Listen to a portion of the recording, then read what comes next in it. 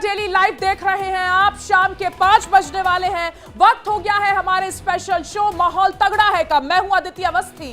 नमस्कार, मैं हूं आपके साथ सोनिका सिंह। वॉर की खबरों के सबसे पावरफुल शो माहौल तगड़ा है में इजराइल और हमास के बीच महाजंग छिड़ी हुई है।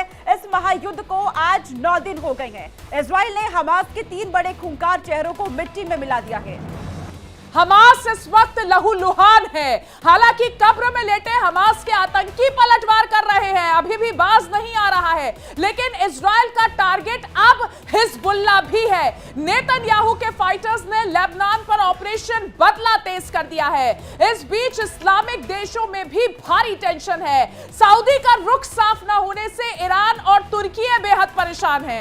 वहीं चीन ने साफ कर दिया है कि इजराइल ने सारी हदें पार कर दी हैं। तो देखिए किस तरीके से इजराइल और फिलिस्तीन के युद्ध ने पूरी दुनिया को 2 धड़ों में डिवाइड कर दिया है। और इस बीच एक बड़ी खबर आपको आ रही है, वो भी देते हैं। तो हमास के टॉप कमांडर सिनवार टारगेट पर अब है, ये बताया जा रहा है, क्योंकि लगातार ये युद्ध अब और भी तेज हो चुका है। हमास के टॉप कमांडर अब टारगेट पर आ चुके हैं। तो याहिया सिनवार के करीब पहुंचे हैं इजरायली सैनिक, ये जानकारी मिल रही है। और किसी भी वक्त सिनवार का खात्मा हो सकता है। फिलिस्तीन का उसामा माना जाता है याहिया सिनवार को।